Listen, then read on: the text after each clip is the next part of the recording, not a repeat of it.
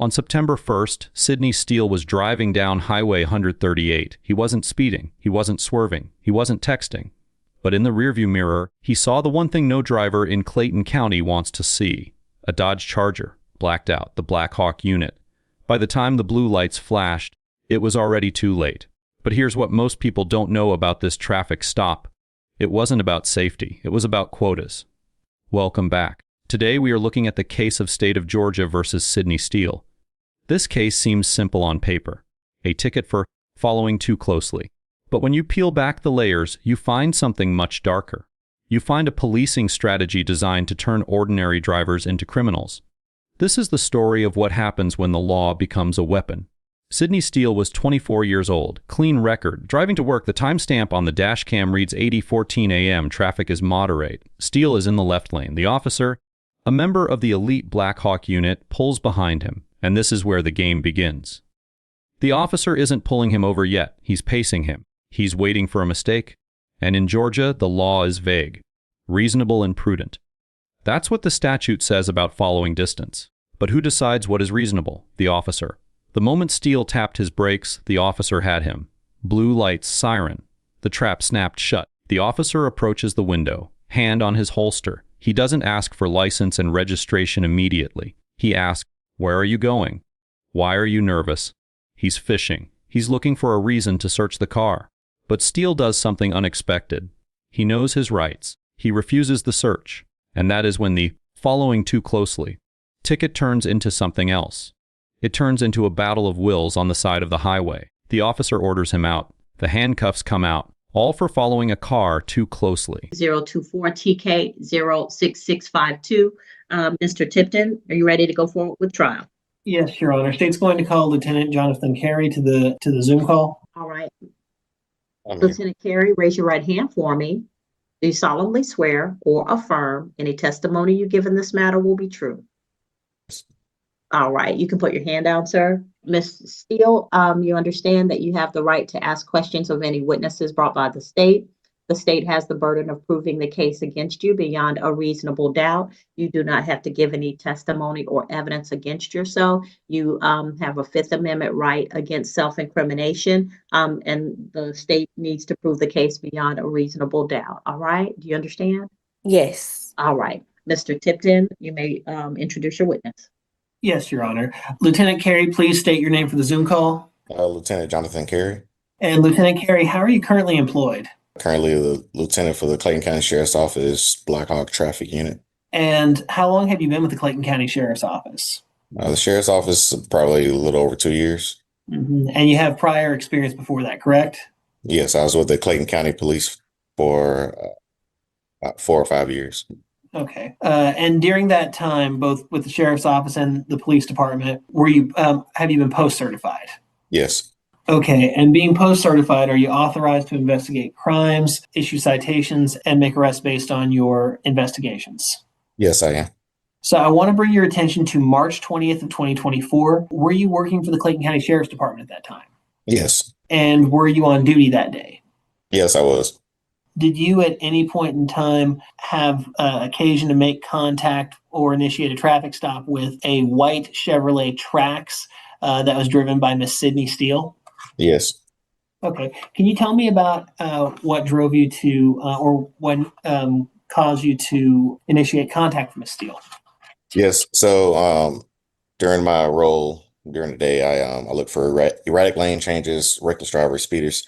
So while traveling on Fair Boulevard, passing over 48, I was monitoring traffic in my rearview mirror. I observed a white SUV changing several lanes, not giving the public enough notice that she was changing lanes, nor was she using a nor was the vehicle using a turn signal. I observed the vehicle getting closer to me as she was changing lanes. She was also following another vehicle too close. Once she changed from lanes 2 back to lane 1 several times, she passed me. I'm sorry, from lane 3 to lane 2, she passed me in lane 3.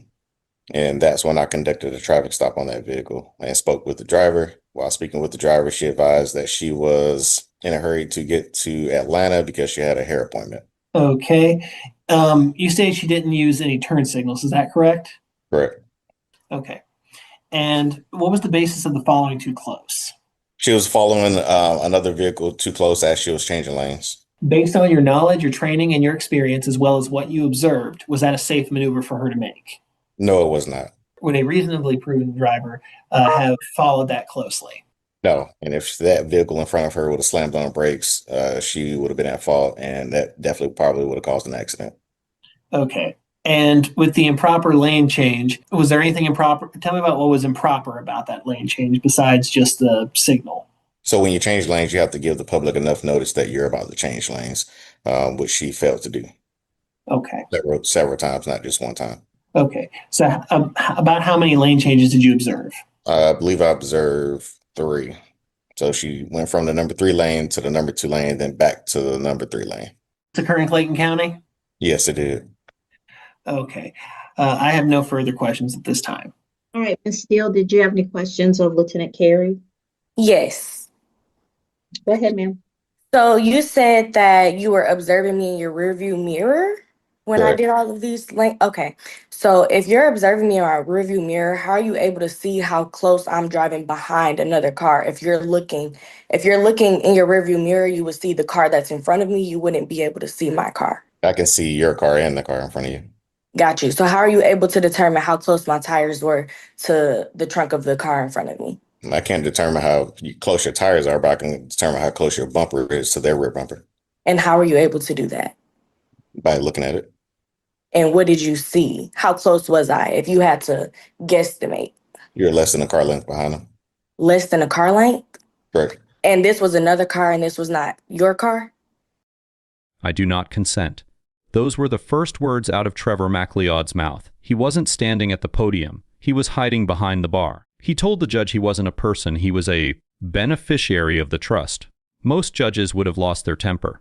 But Judge Aaron Gauthier, he did something much scarier. He smiled, and then he signed the warrant. The 53rd Circuit Court in Sheboygan County, Michigan.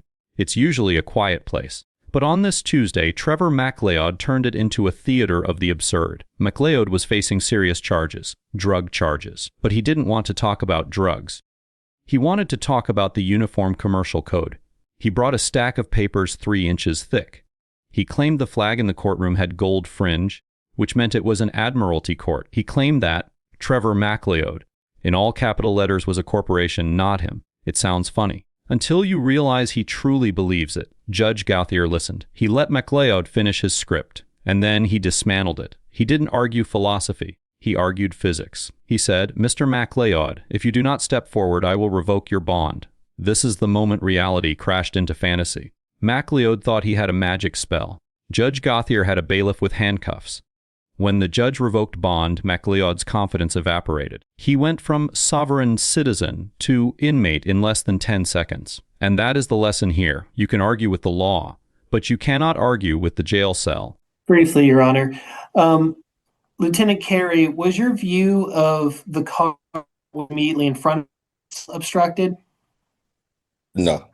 Was your view of Miss Steele's vehicle obstructed? No. Which lane were you in, sir? I was in the number 2 lane. Okay. And which lane did you observe the vehicle in when it was following too close? Number 3. Okay. Would you No. say that?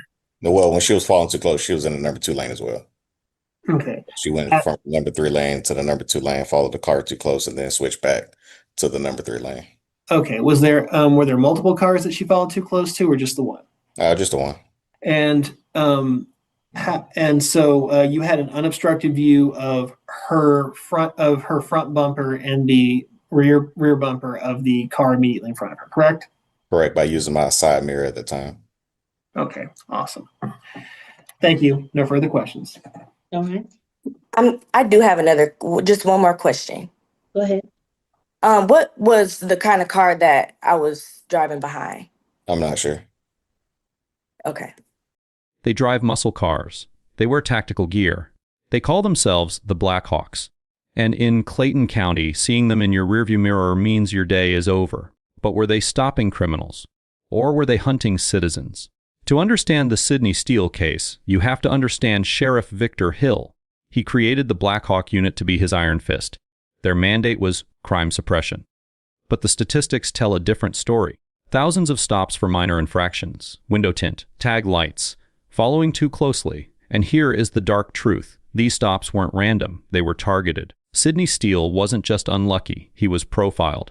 The Black Hawk unit operates on the theory that if you stop enough cars, you'll find a criminal. But what about the innocent people they crush along the way? Steele's fight in court isn't just about a ticket. It's about dismantling a legacy of fear. No, I don't. Okay. I don't have any more questions. All right. Did the state have any additional witnesses to present? No, Your Honor. State's going to rest this time. All right, Ms. Steele, did you wish to present evidence and testimony? Yes. All right, you understand that you're not required to present any evidence or testimony? Yes. All right, and you're waiving your right to remain silent in order to offer evidence and testimony? Yes, ma'am. All right, raise your right hand for me. You solemnly swear or affirm any testimony you give in this matter will be true? Yes. All right, you can put your hand down. Go ahead, tell me what you need me to know. Okay, so the day this happened, I stopped at the gas station. At the time, I was 6 months pregnant. I stopped at the gas station, grabbed some water. I get out of the gas station. I turn right. As soon as I turn right, I turn into a light. I pulled behind the police officer. No other car was in front of me other than the police officer. When the light changed, it's like he wasn't moving.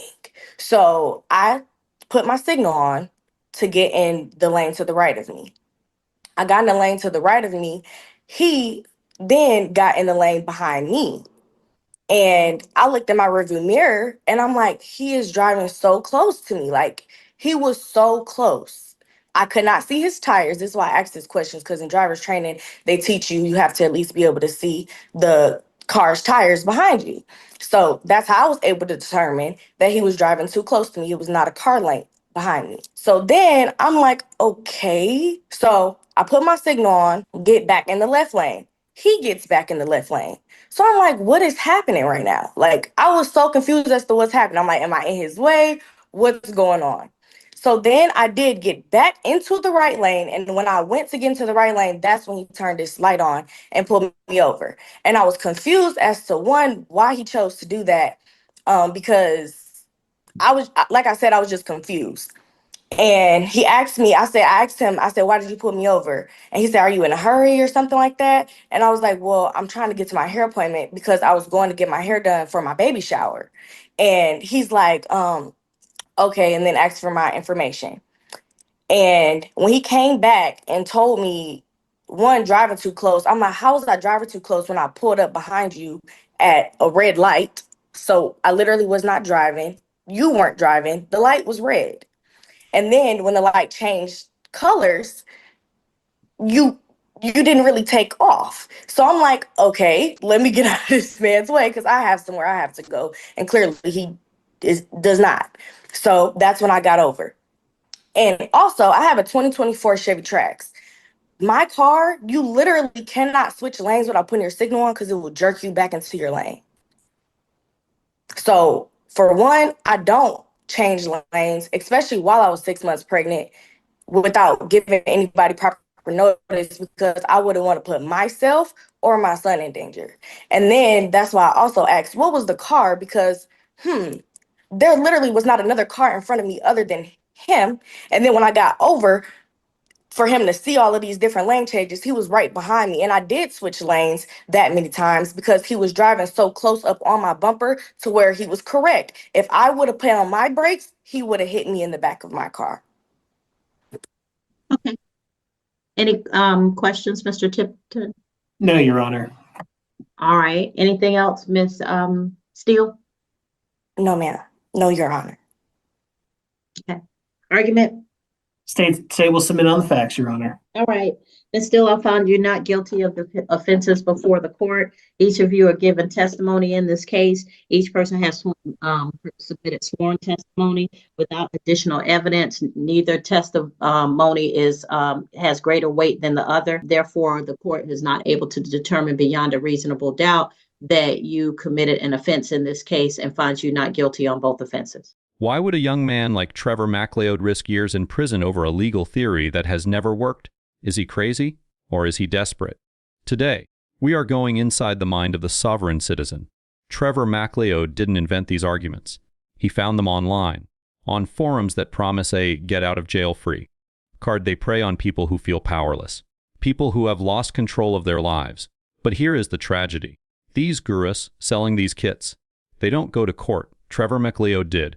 He walked into Judge Gauthier's courtroom armed with lies, and when the system didn't bend to his magic words, he didn't know what to do. Watching the transcript, you don't see a mastermind. You see a confused kid realizing he's been conned. Including a court-appointed lawyer? I understand that. Okay. And do you wish to represent yourself instead of having an attorney? Yeah, I'm here by special appearance, and I will be representing myself. I'm required by law, before I accept that waiver, to do a couple things. One, advise you of the maximum penalties that you could face for the charges that you're in my court for. Resisting, obstructing conservation officers is a high court misdemeanor punishable by up to 2 years in prison and or $1,000 fine. There's a habitual offender second notice that's been filed by the prosecutor, which would make that a felony punishable by up to 3 years and or $1,000 fine. And marine safety operating while intoxicated is a misdemeanor punishable by up to 93 days and or a $100 to $500 fine. Do you understand the maximum penalty for the charges against you? Well, I don't even really understand why I'm here, honestly.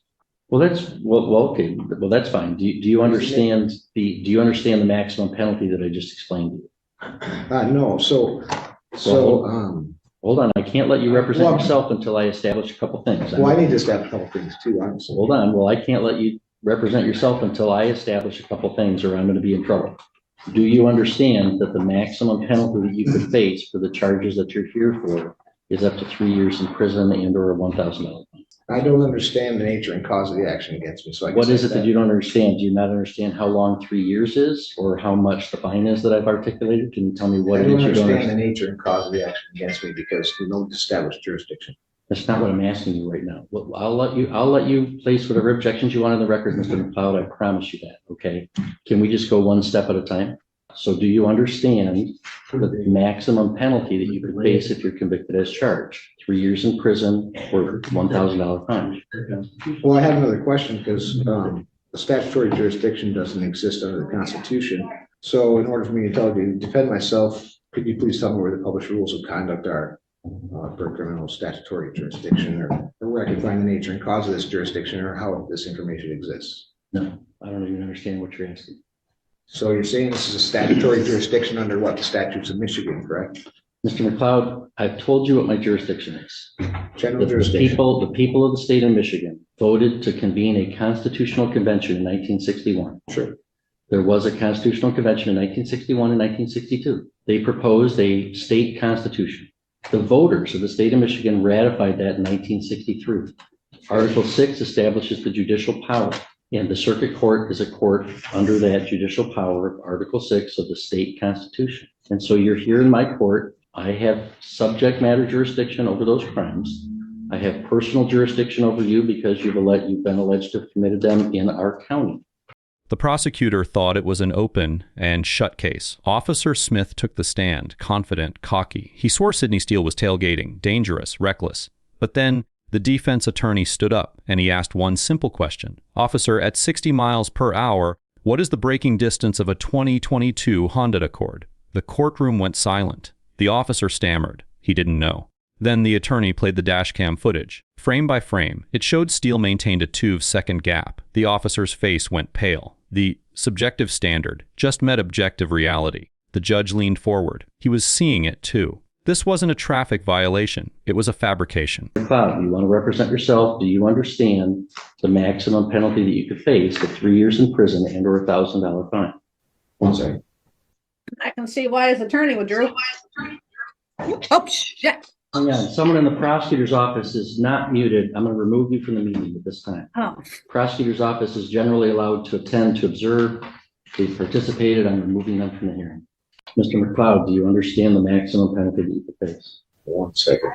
Okay, so in enforcement of mere statutes, judges of all courts do not act judicially and are thus are not protected and qualified by limited immunity. That's Owen versus the city. I just want to state a few things for the record since you're claiming this is a jurisdiction under statutory law. Hang on. Mr. McLeod, can we back it? Look at me for a second. Can we talk here? I challenge subject matter jurisdiction, and nothing can go forward until that's addressed. You're saying I did address it and I denied your objection. I have subject matter jurisdiction doesn't exist under the Constitution. Your objection is noted. So, Mr. McLeod, do you understand? Let me explain to you. Sure. Sometimes, as I said, people might want to represent themselves, but let's say they have limited intellectual capacity and they don't understand what's going on. I have to establish that they know what's going on before I can allow them to represent themselves. I'm required to establish, do you comprehend, do you know the maximum penalty that you could face if you're convicted as a result of this charge? 3 years in prison or $1,000 fine. Do you understand that, Mr. McLeod? So I'd like to state for the record that Mr. McLeod, stop. Court can be. Stop, Mr. McLeod. If you don't understand it, I'm going to revoke your right to represent yourself and have an attorney represent you because I can't establish that you know what you're doing. So do you know the maximum penalty that you would face? Judge Gauthier had heard enough. MacLeod was still arguing about the corporate fiction. He refused to sign the probation order because it was addressed to the strawman. Gauthier didn't yell. He didn't scream, he just lowered the gavel. Mr. MacLeod, I find you in direct contempt of court. 30 days, no bond. Start immediately. The deputies moved in. MacLeod tried to argue jurisdiction one last time. I do not consent, he shouted. Your consent is not required, Gauthier replied. And just like that, the sovereign citizen was subject to the sovereign state. I've challenged this court's jurisdiction. You haven't established it yet. You said you've got a statutory jurisdiction which doesn't exist under the Constitution. I'm trying to figure out where I stand with this. So I can't answer any of your questions until you answer some of mine. That's not how it works. Are you refusing to answer my question? No, I'm Then answer it. Do you understand the maximum penalty that you face for this charge? So judges who become involved in enforcement of Mr. your McLeod, statutes. I have other matters. Mr. McLeod. Agency.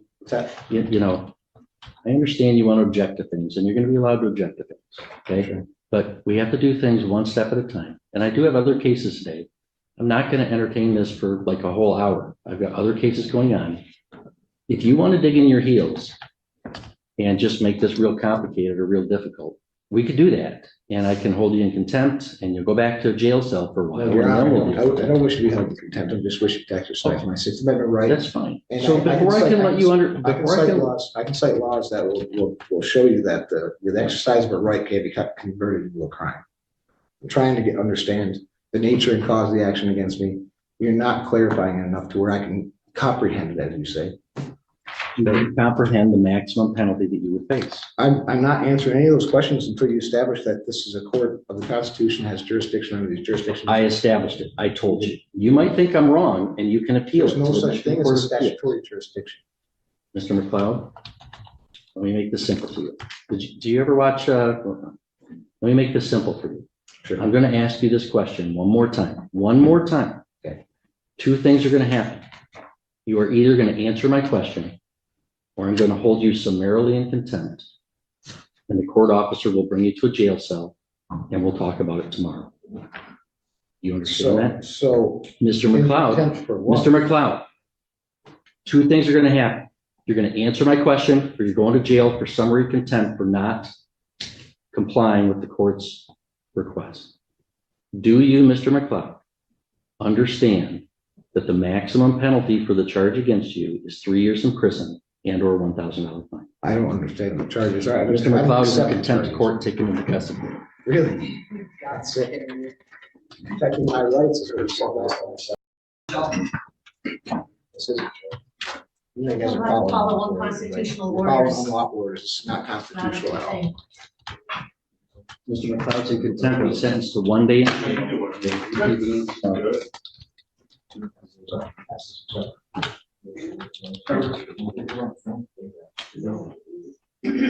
Sidney Steele and Trevor MacLeod, two persons, two courtrooms, two very different battles. Steele fought within the system to prove his innocence. MacLeod fought against the system to prove his independence. But let's look at the scoreboard.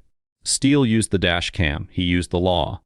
He exposed the lie. He walked away free. MacLeod used the internet. He used conspiracy theories. He exposed his own ignorance. He walked away in handcuffs. These cases reveal a system in crisis. In Clayton County, the system is too aggressive. The Black Hawk unit weaponized a traffic statute to hunt for criminals, turning an ordinary commute into a constitutional crisis. In Sheboygan County, the system is under siege. It is being attacked by citizens who have lost faith in reality, who believe that if they say the right combination of words, the walls of the jail will melt away. And here is the hard truth. Both sides are dangerous. A police force that acts like a military unit creates enemies, not safety. And a citizenry that rejects the rule of law creates chaos, not freedom. MacLeod is a symptom of a society that has stopped trusting its institutions. But units like the Black Hawk, they are the reason people stop trusting. The lesson for us is clear. Knowledge is power, real knowledge. Not forum posts about strawmen, but the actual statutes and rights that Sidney Steele used to save himself. Whether it's a Black Hawk unit abusing power or a sovereign citizen denying it, the result is the same, broken trust. And until that trust is fixed, the courtrooms will remain battlegrounds.